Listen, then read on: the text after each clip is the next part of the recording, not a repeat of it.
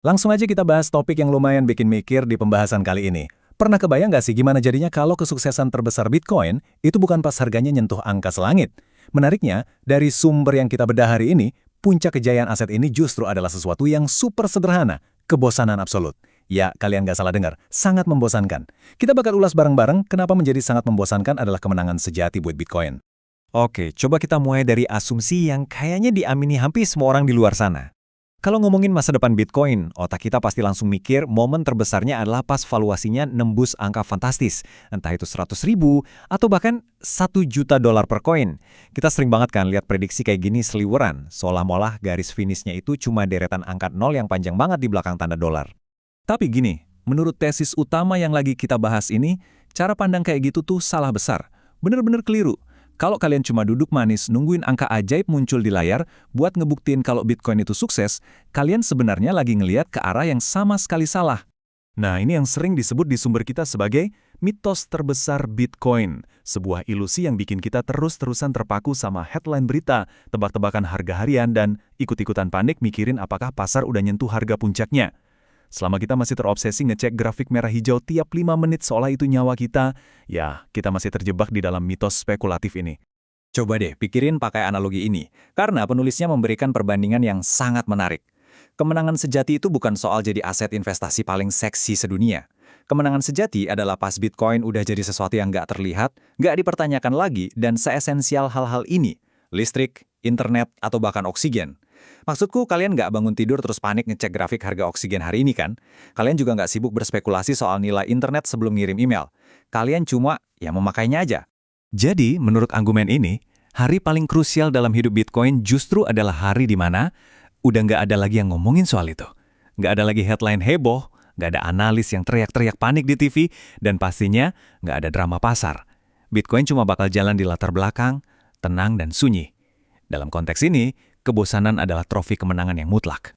Dan ini ngebawa kita ke pergeseran paradigma yang luar biasa. Coba perhatiin perbedaannya. Saat ini, pola pikir kebanyakan orang adalah nganggap Bitcoin sebagai investasi super volatil, sesuatu yang dibeli sekarang buat nanti dijairin lagi. Tapi masa depannya jauh beda. Kalian gak bakal mikirin cara mencairkannya karena kalian udah hidup di dalamnya. Bitcoin jadi mata uang asli yang gak perlu lagi seolah-olah naik nilainya. Makanya, penting banget buat mahamin transisi ke masa depan ini. Bayangin, sebuah era di mana kehidupan sehari-hari kita nggak lagi diukur pakai dolar atau uang fiat lainnya, tapi murni dihargai dalam sats alias satuan terkecil dari Bitcoin. Ini bukan cuma sekedar update teknologi, tapi benar-benar perombakan total soal gimana peradaban kita menilai sesuatu. Di realitas yang baru ini, rutinitas harian kita bakal sepenuhnya berubah. Gajian? Pakai sats. Bayar sewa rumah atau apartemen? Pakai sats. Beli kebutuhan sehari-hari di supermarket? Semuanya pakai sats. Nggak bakal ada lagi tuh kalkulator konversi yang muter-muter di kepala kita. Nah, yang bikin konsep ini makin menarik adalah efeknya ke barang-barang di sekitar kita. Nantinya, Bitcoin itu sendiri nggak perlu lagi terus-terusan naik. Justru sebaliknya. Karena sifatnya yang terbatas, barang sama jasa di sekitar kita lah yang pelan-pelan bakal jadi lebih murah kalau diukur pakai standar baru ini. Jadi, daya beli kalian secara alami bakal makin kuat seiring berjalannya waktu. Dengar semua ini, mungkin kalian kepikiran, terus gimana dong kalau mau nuker balik ke dolar? Penulis ngasih jawaban yang lumayan berani nih. Di masa depan yang serba membosankan tadi, kalian bahkan nggak bakal kepikiran buat nuker balik ke dolar. Alasannya simpel banget, karena udah nggak ada lagi orang yang menginginkan uang fiat tersebut. Oke, sekarang mari kita tarik narasi masa depan ini ke realitas kita sekarang.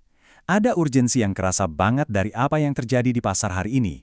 Sesuatu yang entah kenapa sering banget dilewatin sama banyak orang. Konsep ini dinamakan diskon pengguna awal. Coba deh perhatiin seberapa berisiknya di luar sana sekarang. Orang-orang terus aja ngeritik betapa volatilnya harga Bitcoin, drama tiada henti di media, sampai spekulasi liar para trader. Buat pengamat biasa, semua kekacauan ini dianggap sebagai kekurangan besar. Alasan utama buat ngejauh karena dirasa nggak stabil. Tapi tunggu dulu. Gimana kalau kita putar balik logikanya? Sang penulis berargumen kalau volatilitas, drama, dan spekulasi itu sebenarnya bukanlah sebuah cacat yang harus dihindari. Sifat-sifat itu justru secara harafiah adalah diskon pengguna awal. Justru kebisingan inilah yang ngebuka jendela peluang buat orang biasa untuk masuk dan ngumpulin asetnya. Di sini ada perbandingan yang cukup tajam. Saat ini kita hidup di tahun-tahun bising. Yah, emang bergejolak dan bikin deg-degan, tapi justru karena itulah ngumpulin Bitcoin dalam jumlah yang bisa ngubah hidup kita, itu masih sangat mungkin. Kontras banget sama masa depan yang sunyi nanti. Saat aset ini udah stabil, luar biasa membosankan, tapi juga terkunci rapat, dan harganya jadi terlalu mahal buat orang-orang biasa. Jadi pesannya bener-bener jelas. Kalau strategi kalian sekarang cuma duduk santai di pinggir lapangan, nungguin badai pasar ini reda, nunggu sampai Bitcoin kerasa aman, kalian justru lagi bikin kesalahan fatal. Karena ketenangan yang kalian tunggu-tunggu itu adalah titik yang persis sama di mana kalian udah nggak sanggup lagi buat membelinya. Inti dari semua argumen tadi bisa dirangkum dalam satu kutipan yang ngena banget ini. Bitcoin yang membosankan adalah Bitcoin yang mahal. Ini semacam panggilan buat kita supaya mulai berpartisipasi selagi suasananya masih fluktuatif, berisiko, dan masih berisik. Sebagai penutup dari explainer kita kali ini, coba deh renungkan pertanyaan ini. Kalau stabilitas sejati di masa depan itu artinya sebagian besar orang bakal kehilangan kesempatan untuk membelinya, gimana hal itu mengubah cara kalian melihat kebisingan pasar hari ini? Apakah kalian masih melihat volatilitas itu sebagai sesuatu yang menakutkan? Atau justru mulai sadar kalau ini adalah peluang yang nggak akan bertahan lama? Terima kasih sudah bergabung di pembahasan kali ini, dan teruslah mempertanyakan narasi yang ada.